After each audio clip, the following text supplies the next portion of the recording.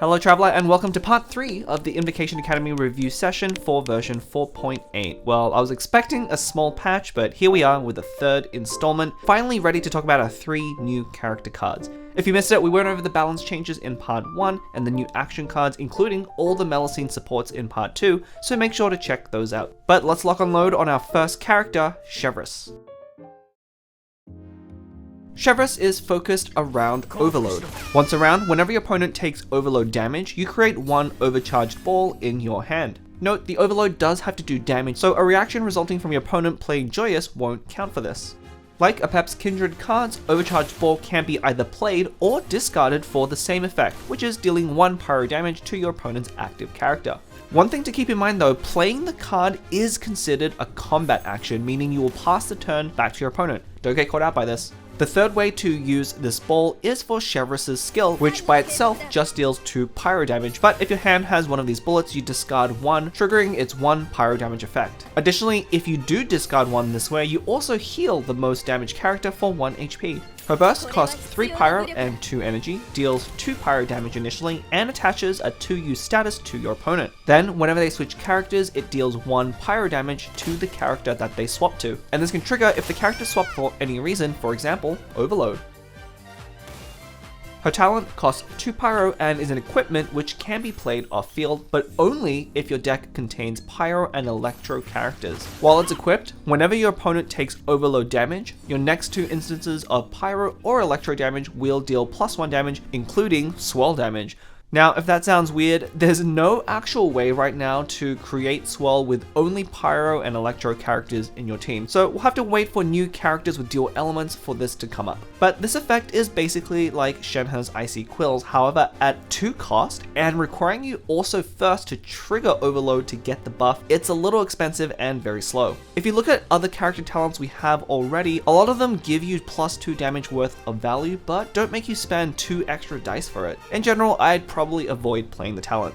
If you look at all the numbers, with a base skill that only deals 2 damage and a burst that also only deals 2 with a total of 4 damage, Chevreuse's kit is lacking quite a bit on the damage department for a pyro character. Now, the ability to apply that pyro when your opponent swaps for the burst is pretty powerful, but it's kind of not enough to make up for how low the base damage is overall. All this means she relies so much on those overcharged balls to generate value, but these can be quite strong, especially when they're discarded. Being able to deal 1 pyro damage often for free without spending an action is really good, but you'll need to work a little to enable it. Which means discard synergies, and for Pyro and Electro, we actually only have a few options. In theory, Xinyan could, but because her skill already applies Pyro, you're wasting that bullet's Pyro application, so not a good combo. Scorpion can generate blocks, but after the most recent nerf, it's pretty weak and not really recommended. And so we're left with the last but best way, the new weapon, Prospector's Drill, which lets you discard when the equipped character is hit.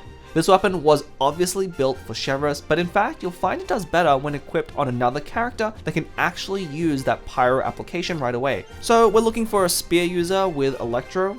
Yep, Cyno.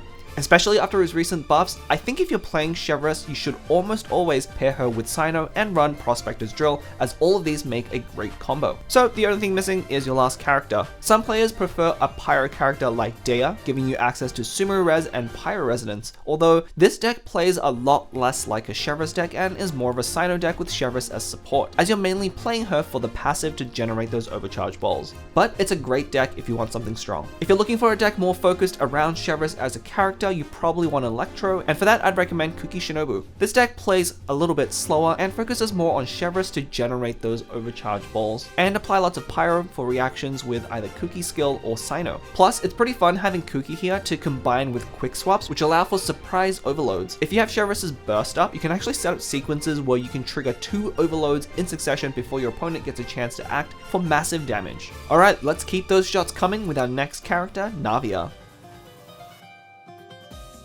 Similar to Chevreuse, Navia has a passive that triggers when an opponent takes reaction damage, but this time, Crystallize. Each time this happens, you create 3 Crystal Shrapnel and shuffle them into your deck. Note that unlike Chevreuse, you can trigger this multiple times in a single round. Crystal Shrapnel by themselves are 1-cost cards that deal 1 physical damage and draws 1 card. Navia's skills interact with these generated shrapnels. The way you use them is with her skill, which deals 3 geo damage, but if you have any shrapnel in your hand, you can discard up to 5 and each will increase the damage by 1 and draw 1 card, which effectively is the same effect as if you'd play them, but you get that for free. In addition, she also gets a 2-round geo infusion after using her skill. Do keep in mind though, unlike Chevreuse's card, discarding these shrapnels to any other effect won't do anything. Her talent uses her skill, and while equipped, whenever Navia uses any skill, you'll draw 2 crystal shrapnels from your deck once a round. One very important thing to note, this doesn't make any shrapnel, so if you don't have it in your deck, you won't draw any. So first, you will have to trigger Crystallize for this to do anything. But provided you draw 2 shrapnels, this is amazing value. You can kind of liken it to Sayu talent, drawing you 2 extra cards per round, but honestly, on Navia, drawing 2 shrapnel is better than 2 of any other card. Plus, being able to use any skill to draw the cards makes it very flexible. If you're playing Navia, you definitely want to be including the talent and may even want to play Stove or Lair to draw it more often. Her burst costs 3 geo and 2 energy, deals 1 geo damage and 1 piercing damage to off-field characters. When you use the burst, it creates 1 shrapnel, and in this case I mean create, so you don't need any in your deck, it makes a new one. The burst also leaves behind a summon with 2 usages, which deals 1 geo damage and draws 1 shrapnel card. Now this second shrapnel, like the talent, will require you to have generated shrapnels in your deck already.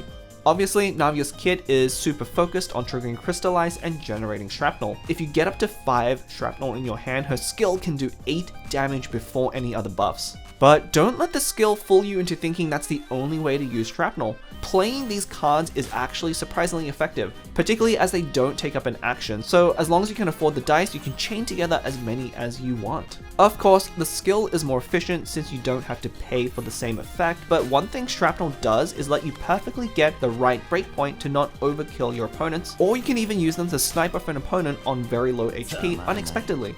When you don't have talent, however, it can be really hard to actually draw enough shrapnel, so Navia decks are somewhat reliant on it. Another way shrapnel can help is if you're playing with Wolf's Gravestone. If your opponent happens to be above 6 HP, you can actually play out shrapnel until they go down to that threshold to trigger the damage bonus. You can also combo shrapnel with damage buffs like Shenhe or Farina Burst. Both those effects work on shrapnel, allowing them to do 2 damage when played rather than 1. And if you can combo both, you can get up to 3 damage. One deck you can try is Navia Dea Noel. This deck also plays the new Claymore with Serene and comes ready with 3 characters that can equip it. Noel here is a great backup plan if you're not able to stay on Navia quite long enough. If you want an explanation of the deck and watch some gameplay, check out the recent Duelist Theater where I showcase this deck. But if you want a more consistent way to trigger the crystallizers, you can replace Dea with Mona as well. And sneaking in last, another Fatui joins the squad, Forst Operative. Forst Operative's main mechanic is Bond of Life, which is a mechanic which will likely be shared by other characters later as well. How it works is these can stack up on a character, and for each stack negates 1 HP of healing received. And currently it seems there isn't a cap of how high you can actually stack a Bond of Life. One important note, however, is that certain types of healing are not included, so revive effects like Herald, max HP increases like Narwhal, and effects that set HP like Fontaine Resonance won't be stopped by the bond, even though for other cards that care about healing like Veterans, these will trigger it.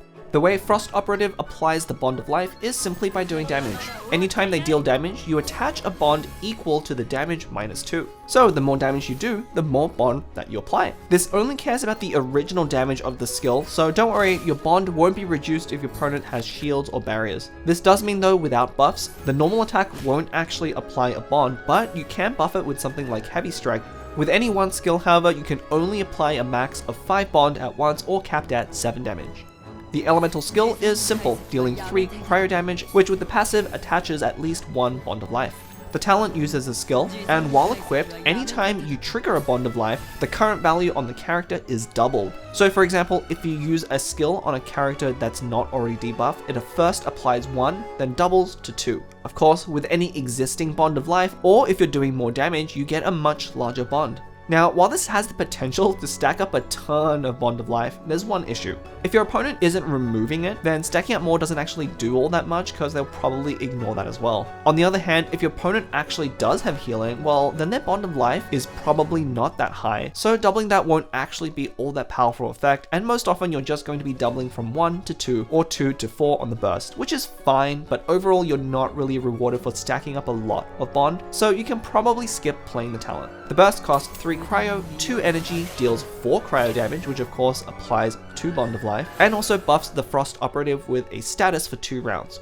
On the end phase, any character that has a Bond of Life will take 1 piercing damage. So, as already mentioned, one combo here is damage buffing effects like Tandoori or Heavy Strike to make Bond applications even more efficient, allowing you to stack it up very quickly. But overall, the Forst Operative is really hard to evaluate. Against any deck with healing, it's pretty insane. The skill essentially does 4 damage and the burst 6 on top of the piercing damage. But any deck that doesn't have healing and can just ignore the Bond really makes Forst Operative worse than other cryo characters. You will of course get some additional value of the burst, but because the damage is delayed to the end of the round and over 2 rounds, it's pretty slow, especially if your opponent can focus their Bond debuff on a single character to really mitigate a lot of the damage. Now, I don't expect this to be the only character forever that interacts with Bond of Life. It's possible we will need to wait until there's more synergies for Forst Operative to truly shine. Kind of like we're still waiting on that Eremite resonance. So hopefully as more characters get released that interact with Bond of Life, Forst Operative will get more powerful. But if you do want to make use of them now, trying to prolong the game so you can get maximum value off Bond, either through cutting healing or the burst, is probably the best strategy. So for a slower deck, why not try Forst Operative Mirror Maiden Herald?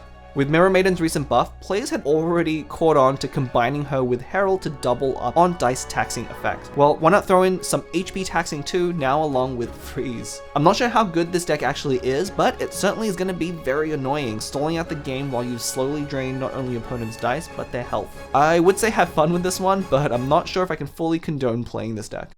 And then we have our 3 new characters for version 4.8. Combined with the balance changes and the new cards, there's actually a ton of TCG content despite this looking like a pretty small patch, but it's all a ton of fun. All the new characters feel quite unique, but not oppressively strong like Kabe or Yunjin were from last version, which is great.